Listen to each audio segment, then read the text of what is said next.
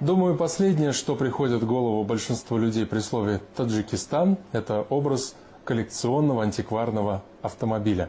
Скорее «Газель» или «Копейка Жигули», не в обиду будет сказано. Но не создавайте себе стереотипы. Они на то и созданы, чтобы их ломать. В республике много настоящих ценителей, фанатов ретро-автомобилей. В поисках какого-нибудь грузовика военного времени или Кадиллака, выпущенного ограниченным тиражом в 50-х, они ездят по дальним весям и кишлакам. И, как ни удивительно, находят именно там, в глухих таджикских кишлаках, а не на выставке где-нибудь в Монте-Карло. Не все вещи с годами дешевеют. На этом поле таджикские коллекционеры выставили старые автомобили. Они имеют свою цену, историю и личную характеристику. Это первая такая выставка для Таджикистана.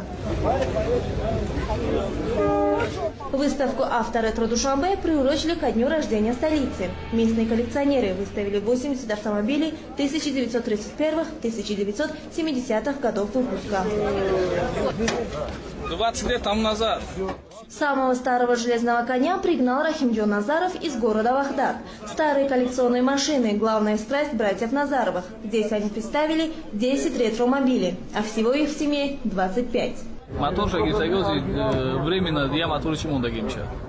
«Опель Адмирал» – старейший и самый дорогой автомобиль в стране. Особая гордость Назаровых. На сборку и ремонт Рахимджон потратил почти 20 лет жизни, но какие-то запчасти не может найти до сих пор.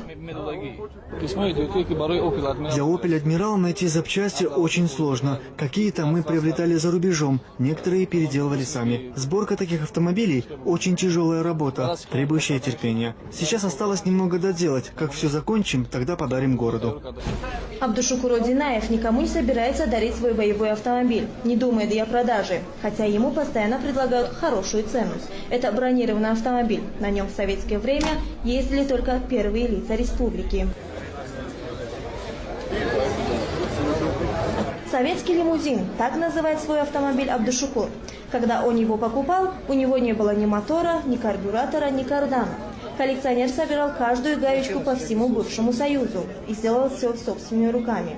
Лимузин по всем меркам раритетный. Эту марку выпустили в 30-х годах в количестве всего 12 штук.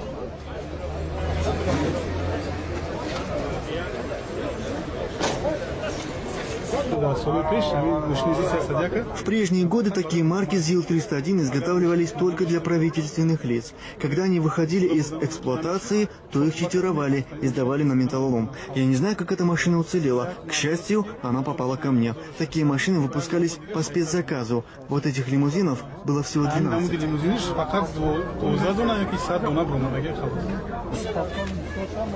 Выставка коллекционных автомобилей стала неожиданным подарком для неизбалованных душанбинцев. Видя такой интерес, власти города предложили клубу ретроавтомобилистов помещение для их драгоценных антикварных экземпляров.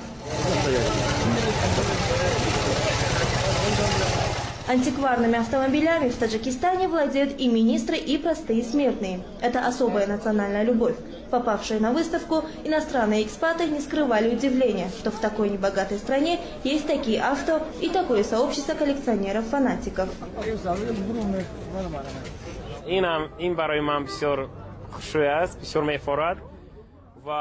Я уже долгое время нахожусь в Таджикистане, и мне даже не верится, что здесь есть столько прекрасных антикварных автомобилей.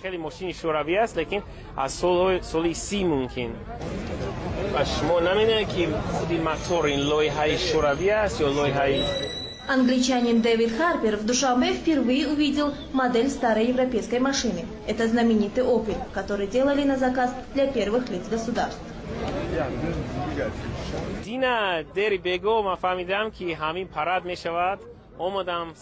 Я узнал, что состоится фестиваль-выставка, и с раннего утра стоял и ждал открытия. Лично для меня это очень интересно, потому что на выставке представлены очень старинные автомобили. Я, честно говоря, удивлен, что такие машины попали в Душанбе, и как они хорошо сохранились. Некоторые из них так шикарно отремонтированы, что, глядя на них, вспоминаешь былые времена.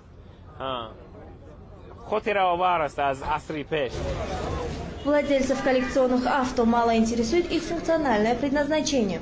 В данном случае машина как раз роскошь. Для них важнее возраст и история. Автомобиль Рустамбека Рауфова привлек всеобщее внимание именно своей историей.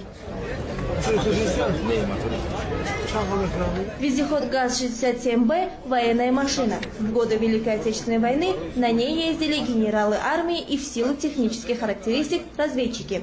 Такой больше ни у кого нет, говорит хозяин.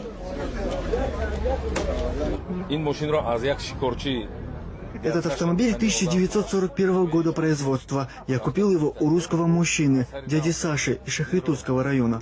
Машина была в ветхом состоянии. Я покрасил ее в заводской цвет, а запчасти купил за границей. На ремонт ушло 3 года. Над ним 1 год и 6 месяцев работали 3 мастера, а потом еще 3 мастера около 1 года и 8 месяцев.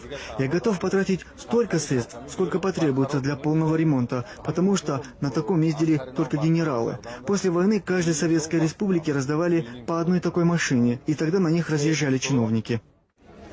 Владельцы хвастаются, что их автомобили могут стоить и $100 000 и больше. Но специалисты говорят, что пока это все же хобби для избранных. Вот и на первой выставке «Авторетро Душанбе» ни одной сделки не заключили. Люди предпочитали фотографироваться на фоне красивых машин и заглянуть внутрь. Но вот про цены никто не спрашивал.